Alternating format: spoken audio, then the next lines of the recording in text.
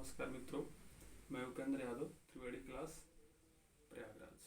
आज हम लोग बात करने वाले हैं कि लेखपाल के, जैसे हमने अपने प्रीवियस वीडियो में हमने लेखपाल के सिलेबस के बारे में डिस्कशन किया था, तो आज हम डिस्कशन करने वाले हैं इसके बारे में लेखपाल के कागजात क्या क्या होते हैं। जैसे लेखपाल कौन कौन से आपके पास जरूरी कागजात रखते हैं अपने पास, जिससे गाँव की मैपिंग कर सकें, गाँव के रिकॉर्ड को रख सकें। तो उसका रिकॉर्ड रखने के लिए बहुत सारे कागजात उनके लिए यूज होते हैं, तो उसके बारे में हम आज लोग डिटेल चर्चा करने वाले हैं। ठीक है, तो जैसे कि आपने जानते हैं कृषि वर्ष क्या होता है, 1 जुलाई से 30 जून के बीच में कृषि वर्ष होता है। तो इसको आपको रटना पड़ेगा भाई, याद कर लीजिए कृषि वर्ष क्या हो गया।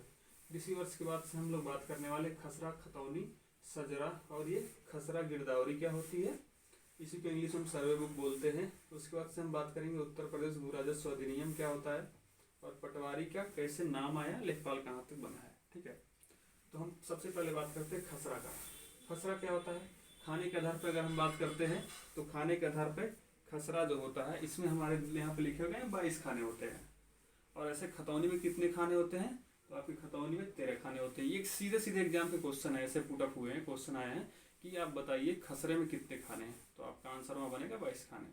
खतौनी में कितने खाने हैं, तो 13 खाने। इनको संयुक्त रूप से हम क्या बोलते हैं, अधिकार अभिलेख बोलते हैं।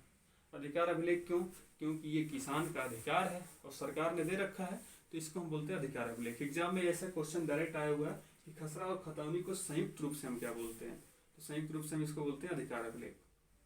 आगे हम बात करें तो आप सोच रहे होंगे कि सर ये खसरा खतौनी में खाने तो बता दिए, अब होता क्या है खसरा खतौनी, तो उसके बारे में जान लीजिए। खसरा खतौनी क्या होता है, सबसे पहले खसरा के बारे में जानिए।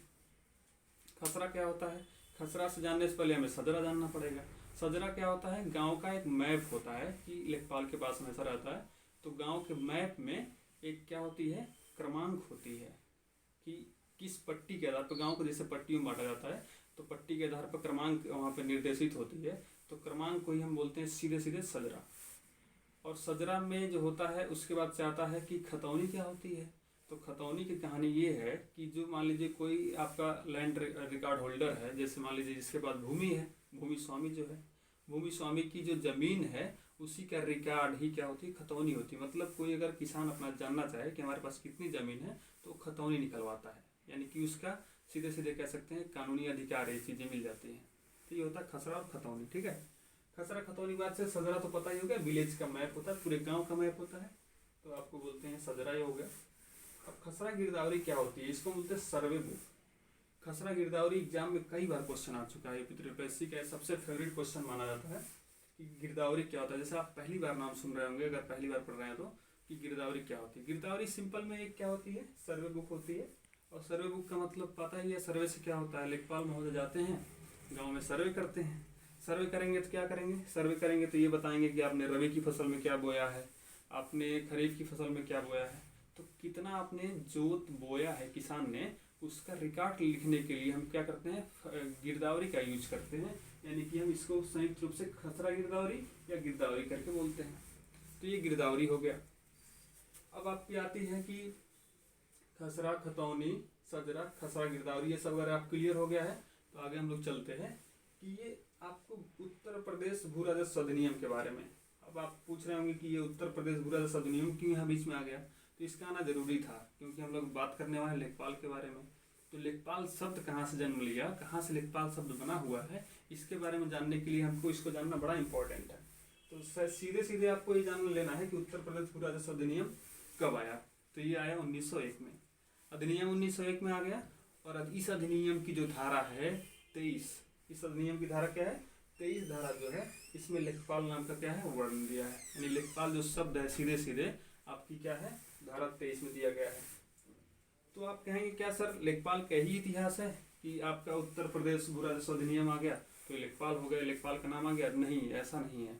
बहुत पहले की बात करेंगे, अगर हम सीधे जाएंगे मुगल काल में जाएंगे तो वहाँ 1545 के समथिंग में, जानते होंगे आप लोग कि शेरशाह सूरी का शासनकाल था। तो शेरशाह सूरी के शासनकाल में जमीन बंदोबस्त की उन्होंने बहुत बेहतरीन व्यवस्था दी है। तो वहीं से ये शब्द निकल के आया क्या, पटवारी नाम से। हम लोग पहले लेखपाल को पटवारी ही कहते थे, लेकिन हमारे प्रदेश में, उत्तर प्रदेश में स्पेशली पटवारी बोला नहीं जाता है। अब क्यों, क्योंकि हमारे चौधरी चरण सिंह जी एक क्या थे, प्रधानमंत्री हुआ करते थे। तो उन्होंने क्या किया, इस पटवारी को क्या कर दिया, लेखपाल नाम से तब्दील कर दिया। अभी भी आपके जो बगल के स्टेट हैं, पड़ोसी स्टेट जैसे राजस्थान हो गया, वहाँ पटवारी ही बोला जाता है। तो ऐसे बहुत सारे स्टेट में जिसमें पटवारी बोलते हैं। तो ये पटवारी का थोड़ा सा संक्षिप्त इतिहास था। तो अब ये हो गए उत्तर प्रदेश राजस्व अधिनियम, ये याद कर लीजिएगा। सीधे क्वेश्चन पूछता है कि कौन सी धारा में लेखपाल शब्द का वर्णन है, तो आपका उत्तर प्रदेश भू राजस्व अधिनियम 1901। ठीक है। पटवारी सबसे पहले शेरशाह सूरी ने नाम दिया था और वहीं से आज तक चलते आ रहा है। चौधरी चरण सिंह ने इसका नाम क्या कर दिया, इसका नाम कर दिया लेखपाल। अब आपसे एक क्वेश्चन है, ये सारी चीजें समझ में आ गई होंगी। तो अब एक आपसे क्वेश्चन बनता है। क्वेश्चन क्या बनता है कि हम थोड़ा सा जानेंगे पैमाने के बारे में। जैसे आप गांव में सुनते होंगे एकड़, बीघा, हाँ, बिस्सा, तो ये अलग अलग प्रदेश में पैमाने हैं। पैमाने के हिसाब से हम बात करते हैं। तो हमारा क्वेश्चन आपसे है कि आप बताइए 1 एकड़ में कितना वर्ग गज होता है। ये सीधे एग्जाम पे क्वेश्चन है, 1 एकड़ में कितना वर्ग गज होता है, आपके लिए क्वेश्चन है। और जरूर कमेंट करके बताइएगा कि 1 एकड़ में कितने वर्ग गज होते हैं। ऐसे हम कल बात करेंगे पैमाने के ऊपर, क्षेत्रफल के आधार पर कैसे क्षेत्र के हिसाब से कैसे मापते हैं, तो उसकी हम बात करेंगे। आज के लिए इतनी ही वीडियो है। आपसे हमारा रिक्वेस्ट है कि क्या करें, इस चैनल को सब्सक्राइब करें, लाइक ज़रूर करें और शेयर करते रहें, क्योंकि जितना आप शेयर करेंगे उतना ही चैनल थोड़ा सा क्या होगा, पॉपुलर होने वाला है। उसके साथ साथ ये है कि थोड़ा हमारा मनोबल बढ़ेगा, तो लोग जानेंगे और थोड़ा सा इस पर सपोर्ट करेंगे। ठीक है मित्रों, धन्यवाद।